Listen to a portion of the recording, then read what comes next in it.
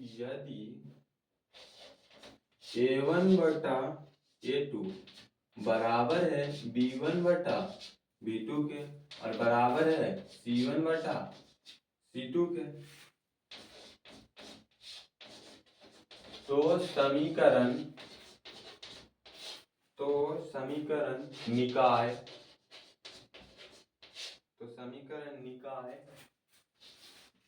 A1x plus B1y plus C1 is equal to 0 तथा A2x plus. Lecture number 1 में हम लोग क्वेश्चन नंबर 11 तक देख चुके थे और इस लेक्चर में हम लोग क्वेश्चन नंबर 12 क्वेश्चन नहीं हो तो यहाँ से नोट डाउन कर लें। ठीक, क्वेश्चन नंबर 12 को देखते हैं। क्वेश्चन नंबर 12 कह रहा है यदि बहुपद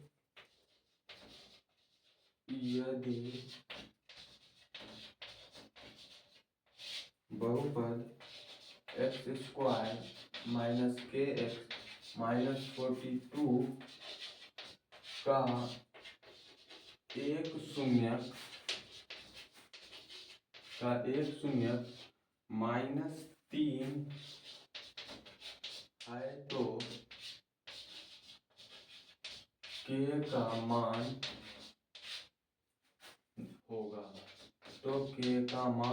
होगा। ए नंबर ऑप्शन दे रखा है 9, बी में दे रखा है 10, सी में दे रखा है 11 और डी में दे रखा है 15। इस क्वेश्चन को पहले समझेंगे और फिर इसको सॉल्व करेंगे। आप पहले ट्राई करना चाहिएगा तो वीडियो को पॉज करके इसको सॉल्व कर लीजिए।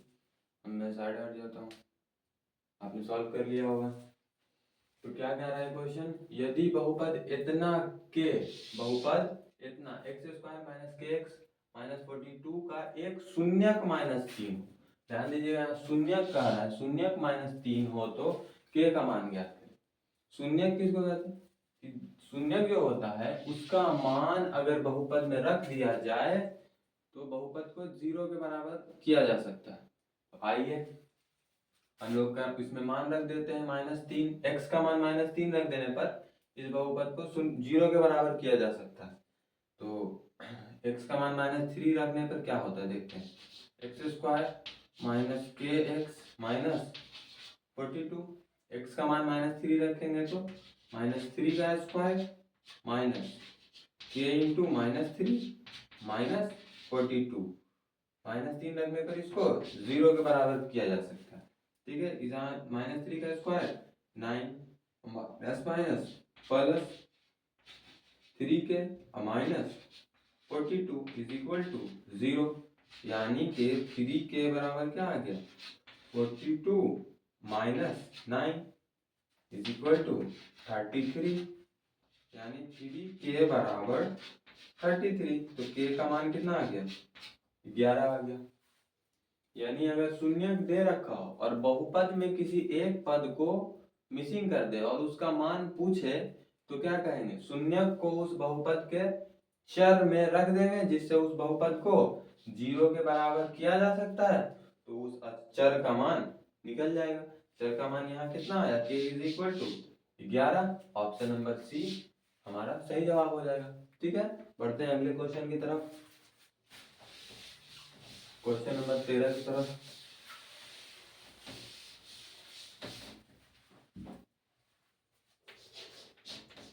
क्वेश्चन नंबर 13, क्वेश्चन नंबर 13 क्या कह रहा है, निम्नलिखित में वह द्विघात बहुपद है, निम्नलिखित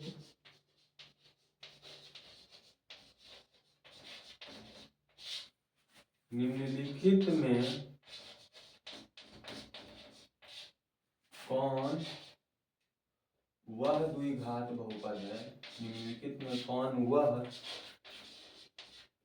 द्विघात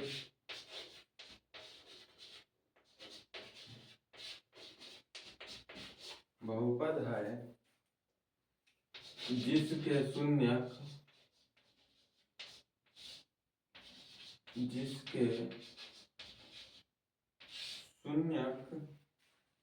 5 एवं -3 है। ए नंबर ऑप्शन दिया है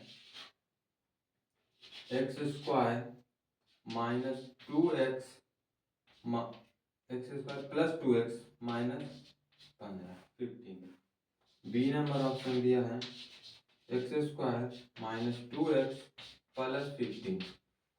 सी नंबर ऑप्शन दिया है x² + 2x + 15 और डी नंबर ऑप्शन दिया है x² - 2x - 15। इसको सॉल्व करना है। तो निम्नलिखित में कौन वह द्विघात बहुपद है जिसके शून्यक -3 और 5 है? तो कैसे पता करेंगे? इसको दिमाग लगाएंगे, थोड़ा सा ट्रिक आजमा लेंगे। हम लोगों को शून्यकों का योग मालूम है। शून्यक अगर अल्फा बीटा होते हैं तो उसका योग क्या होता है? -b/a होता है। और गुणनफल क्या हो जाता है? c/a हो जाता है। उसी का इस्तेमाल करके यहाँ बना देंगे। अल्फा प्लस बीटा बराबर यहाँ क्या हो जाएगा? 5 जोड़ -3 बराबर क्या होगा? 2 आ जाएगा, है ना? तो 2 किसके बराबर है? -b/a के बराबर है। यानी 2 को हम लोग क्या लिख सकते हैं? 2 को 2/1 लिख सकते हैं। यहाँ से साफ देखने पर पता चल रहा है कि b का मान -2 है और a का मान 1 है। लेकिन इस यहाँ से c का मान नहीं पता चला। c का मान अगले से पता कर लेंगे शून्यकों के गुणनफल से। शून्यकों का गुणनफल क्या होगा? 5 × -3 बराबर -15, जो कि किसके बराबर होता है? c/a के बराबर होता है। -15 को -15/1 लिख देंगे। तो c बराबर कितना आ गया? -15 और a बराबर तो 1 था ही। a का मान 1, b का मान -2 और c का मान -15 जिस बहुपद में दिख रहा है वही अपना आंसर है। तो इसमें a का मान तो 1 है, b का मान -2 नहीं है, ध्यान से देखिए -2 नहीं है, लेकिन c का मान -15 है। ये वाला नहीं होगा, a नंबर नहीं होगा। b नंबर में आइए, 1 तो है, -2 भी है, लेकिन -15 नहीं है। 1 है, -2 नहीं, ये वाला भी नहीं होगा। डी नंबर देखिए, 1 है, -2 है और -15 भी है। ये ना आया है, a का मान 1, b का मान -2 और c का मान -15। तो डी नंबर ऑप्शन हमारा सही जवाब हो जाएगा। बढ़ते हैं अगले क्वेश्चन की तरफ।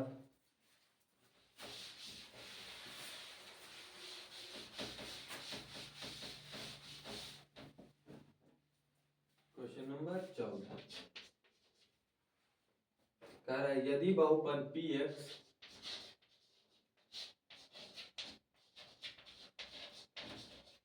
यदि बहुपद px का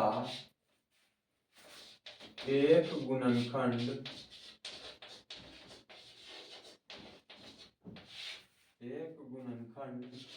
x + 2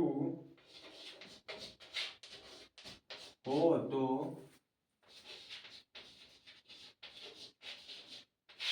तो बहुपद px का एक शून्यक होगा। ऑप्शन नंबर ए दिया है 2, बी में 0, बी में -2 सॉरी, सी में 0 और डी में इनमें से कोई नहीं को हम इंग्लिश में लिख देते हैं नन। ठीक है, बहुपद px का एक गुणनखंड x + 2 दे रखा है। तो क्या पूछा? बहुपद px का एक शून्यक पूछा। गुणनखंड को अगर 0 के बराबर कर दिया जाए, गुणनखंड क्या दे रखा है?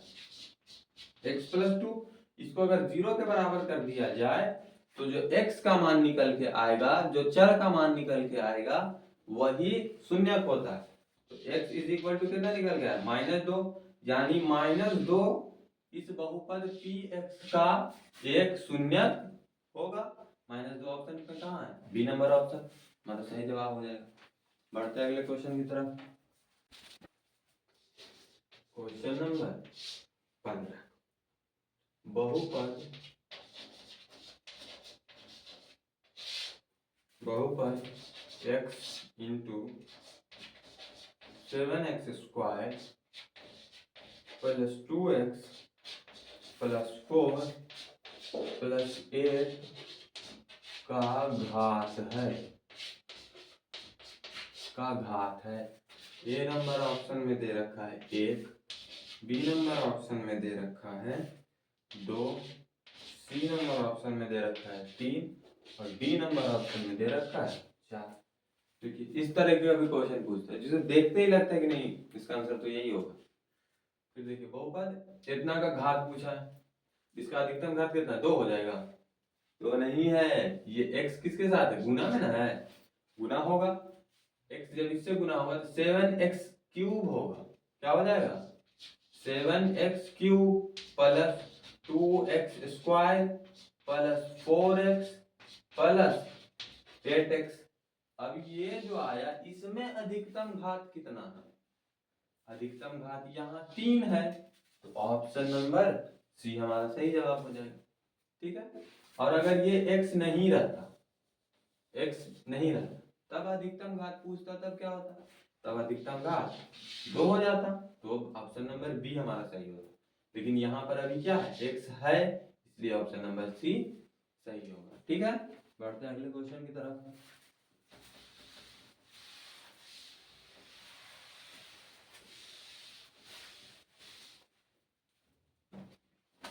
क्वेश्चन नंबर 16, क्वेश्चन नंबर 16 भी बहुत अच्छा पूछा है। क्वेश्चन नंबर 16, घात 1 वाले समीकरण को घात 1 वाले बहुपद को कहते हैं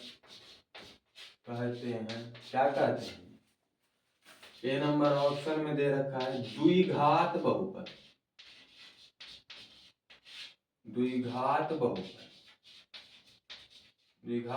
कहते हैं। बी नंबर ऑप्शन में दे दिया है रैखिक बहुपद।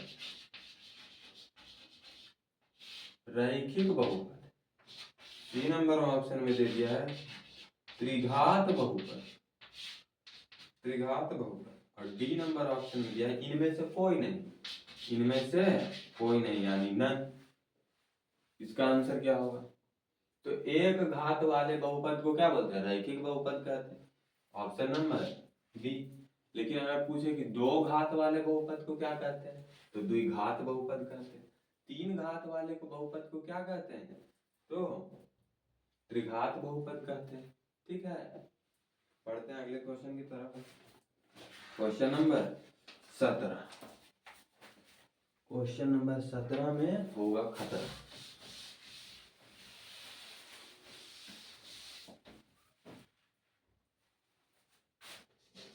क्वेश्चन नंबर 17, यदि x plus y is equal to 14 और x minus y is equal to 4, तो ऑप्शन नंबर ए में दे रखा है x is equal to 9, y is equal to 5। B number में दे रखा है x इज इक्वल टू 7 और y इज इक्वल टू 7।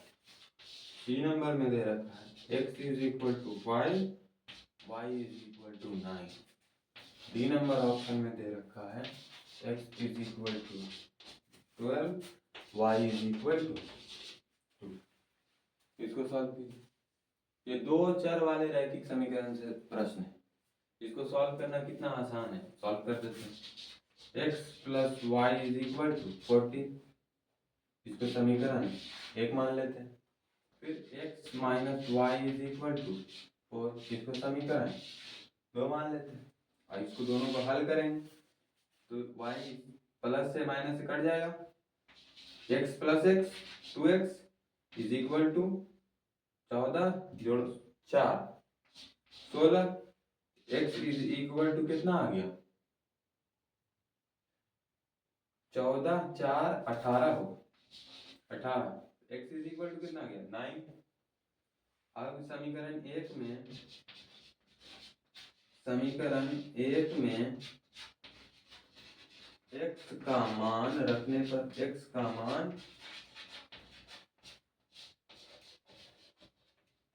पर समीकरण एक में x का मान रखें, x का मान रख देंगे 9 plus y is equal to 14, तो y इज इक्वल टू क्या हो जाएगा 14 माइनस 9 इज इक्वल टू 5, यानी x का मान कितना आ गया, x का मान तो आ गया 9 और y का मान कितना आ गया 5। ये वाला ऑप्शन खोजिए, ये वाला ऑप्शन कहाँ है, तो कहाँ है, A number, x is equal to 9 और y इज इक्वल टू 5। ठीक, बढ़ते हैं अगले क्वेश्चन की तरफ।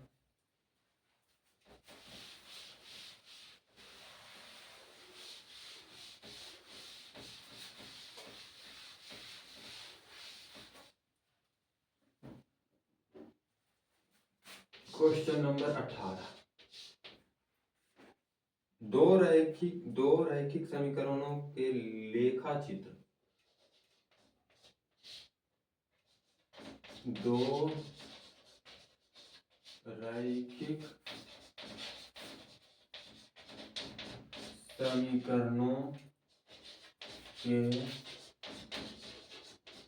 लेखा चित्र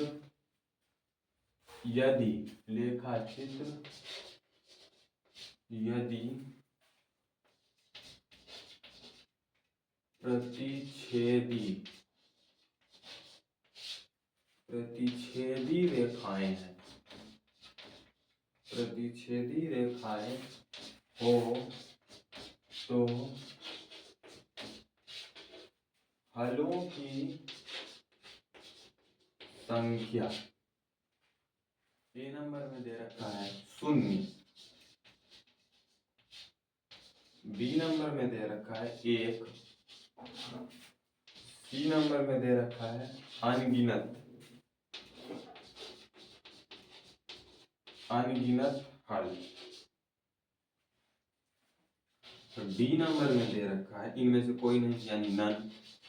बताइए जी क्या होगा, क्या बोल रहा है कि रेखा चित्र क्या है, कैसा है, एक प्रतिच्छेदी है, प्रतिच्छेदी रेखा है, रेखा चित्र इस तरह का है, अगर x एक्सिस है और y एक्सिस है तो रेखा चित्र कुछ इस तरीके से एक दूसरे को काटने वाली रेखाएं, एक दूसरे को काटने वाली रेखाएं इस तरीके से इस बिंदु पर काट देती है। तब पूछ रहा है कि अगर रेखाएं ऐसी हैं तो हलों की संख्या कितनी होगी, तो यदि रेखाएं प्रतिच्छेदी होती है यानी एक बिंदु पर प्रतिच्छेद करती हैं, एक बिंदु पर एक दूसरे को काट देती हैं, तो वही बिंदु का जो निर्देशांक होता है वही तो हल होता है, तो हलों की संख्या कितनी हो जाएगी, 1 हो जाएगी। इसी से और आगे समझ लेते हैं हम लोग थोड़ा सा, यदि रेखा चित्र ऐसी हो, यदि रेखा चित्र एक दूसरे के समानांतर चली जाए, एक दूसरे को काटे ही ना, समानांतर चली जाए, तब हलों की संख्या कितना हो जाएगा, तब हलों की संख्या क्या होगा, कोई हल नहीं होंगे। हल तो तब होता है जब रेखाएं एक दूसरे को काटती हैं, या जब काटेंगे ही नहीं तो हल होगा ही नहीं, ठीक है। और यदि रेखाएं इस तरीके की x y ओवरलैप कर जाए एक दूसरे पर, एक रेखा तो ये गई ही थी, एक रेखा और इसी के ऊपर से गुजर जाए, तो हलों की संख्या कितनी हो जाएगी, तब हलों की संख्या अनगिनत हो जाएगी। कैसे, काहे कि दोनों रेखाएं एक दूसरे के ऊपर से गुजर गई, जो x और y का मान पहले समीकरण के लिए होगा वही x और y का मान दूसरे समीकरण के लिए होगा, हलों की संख्या अनगिनत हो जाएगी। ठीक है, बढ़ते हैं अगले क्वेश्चन की तरफ।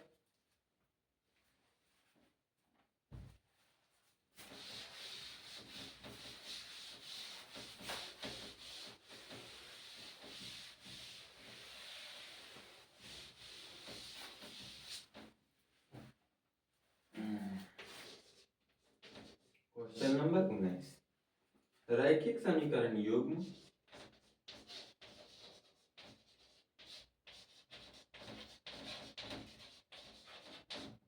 रैखिक समीकरण युग्म x minus 3y minus 3 is equal to 0 एवं 3x minus 9y minus 2 is equal to 0 के कितने हल होंगे? के कितने हल होंगे?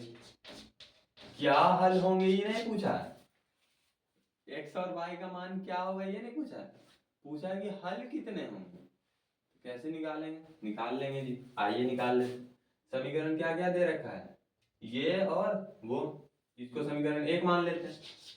x minus 3y minus 3 is equal to 0 को समीकरण 1 मान लेते हैं और 3x minus 9y minus 2 is equal to 0 को समीकरण 2 मान लेते। हल कितने होंगे इसके लिए क्या चीज हम लोगों को मालूम है? हम लोगों को एक चीज मालूम है क्या? यदि a1 बटा a2 बराबर नहीं है b1 बटा b2 के, तब हलों की संख्या कितनी होती है? तब एक हल होते हैं। तब कितने हल होते हैं? एक हल होते हैं। और रेखाएं कैसी होती हैं? प्रतिच्छेदी होती है, एक दूसरे को किसी एक बिंदु पर काटती है। यदि a1 बटा a2 बराबर हो जाए b1 बटा b2 के और b1 बटा b2 भी बराबर हो जाए c1 बटा c2 के, तब हलों की संख्या कितनी होगी? तब अनगिनत हल होंगे। तब कितने हल होंगे? अनगिनत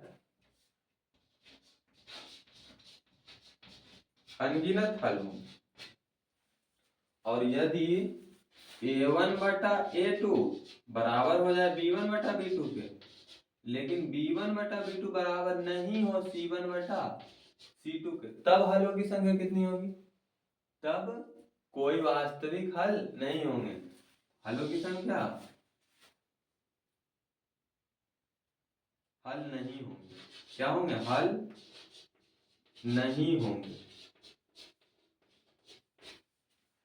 हल नहीं होंगे। अब चेक करना है कि ये तीनों टाइप में से जो समीकरण 1 और 2 है ये किस टाइप का है। जो समीकरण हम लोग से पूछा है वो किस टाइप का समीकरण मालूम करते हैं। इसमें a1 कितना है? 1 है। b1 कितना है? 3। सॉरी, a1 1 है और a2 कितना है? 3 है। यानी 1 बटा 3 फिर कितना है? माइनस 3 और माइनस 9, तो 1 बटा 3 बराबर है 1 बटा सॉरी माइनस 3 बटा माइनस 9। माइनस 3 बटा माइनस 9 लिखने पे माइनस माइनस कट जाएगा। फिर 3 से 9 कितना बटम कटेगा? 3 बटम में, यानी फिर कितना आ गया? 1 बटा 3। यानी 1 बटा 3 बराबर है 1 बटा 3 का। और फिर क्या आ रहा है? 2 बटा 3। 2 बटा 3 माइनस माइनस में तो माइनस माइनस कट गया, इसलिए हम 2 बटा 3 बोल रहे थे। नहीं है बराबर 1 बटा 3 1 बटा 3 के बराबर है, लेकिन 1 बटा 3 3 बटा 2 के बराबर है नहीं बराबर है। यानी किस टाइप वाला में आ गया? ये तीसरे टाइप वाले में आ गया। a1 बटा a2 बराबर होगा b1 बटा b2 के, लेकिन b1 बटा b2 बराबर नहीं है c1 बटा c2। तब हलों की संख्या नहीं होगी, हल ही नहीं होंगे। ऑप्शन देखिए इसमें कितना दिया रखा है।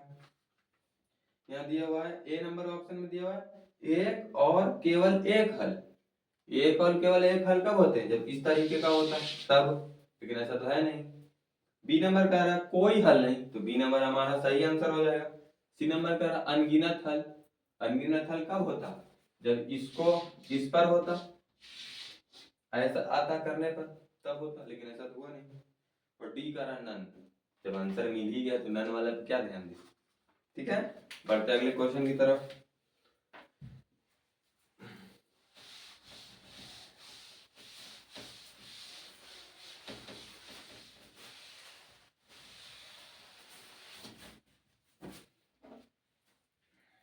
Question number 20।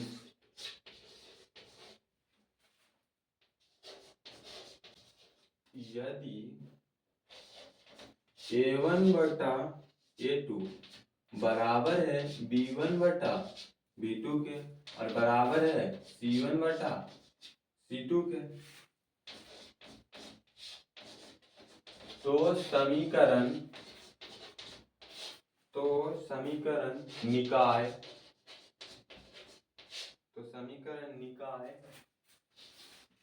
A1x plus B1y plus C1 is equal to 0 तथा A2x plus B2y plus C2 is equal to 0 का आलेख होगा।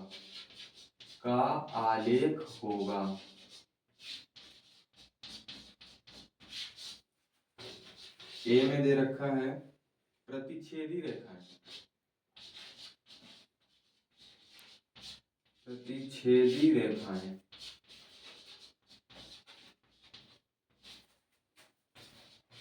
बी में दे रखा है समपाती रेखाएं,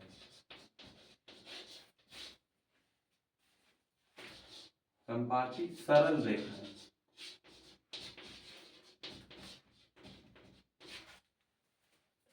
सी नंबर ऑप्शन दे रखा है समानांतर रेखाएं।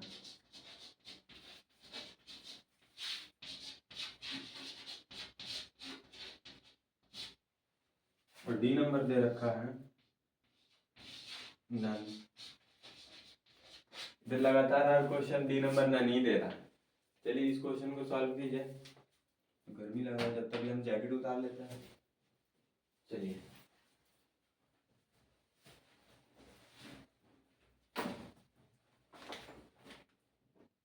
आप सॉल्व कर लिए होंगे, आइए हम भी सॉल्व कर देते हैं।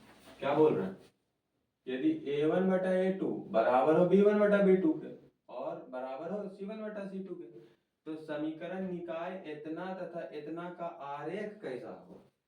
यदि इस तरीके का कंडीशन हो कि A1 बटा A2 बराबर हो B1 बटा B2 के और B1 बटा B2 बराबर हो C1 बटा C2 के, तो आरेख कैसा होगा, आरेख समानांतर रेखाएं होंगी। क्यों, क्योंकि ऐसा होने पे तो हलों की संख्या क्या हो जाती है, नहीं समानांतर रेखाएं नहीं होंगी। ऐसा होने पे हलों की संख्या अनगिनत हो जाती हैं, तो रेखाएं कैसी होंगी, संपाती होंगी, यानी एक दूसरे पर ओवरलैप करेंगी, एक दूसरे पर चढ़कर ही रेखाएं पार करेंगी। तो हमारा ऑप्शन नंबर बी सही हो जाएगा। समानांतर कब होता, जब A1 बटा A2 बराबर होता B1 बटा B2 के, लेकिन बराबर नहीं होता C1 बटा C2। जब इस तरीके का कंडीशन रहता तब रेखाएं समानांतर होती। इस तरीके का कंडीशन है, ऐसा कंडीशन है, ऐसा कंडीशन में रेखाएं संपाती होती। और अगर ऐसा रहता A1 बटा A2 बराबर नहीं है B1 बटा B2 के, इस कंडीशन में हलों की संख्या एक होती है और रेखाएं प्रतिच्छेदी होती, तब हमारा ऑप्शन नंबर ए सही हो जाता। अभी ऑप्शन नंबर बी हमारा सही जवाब।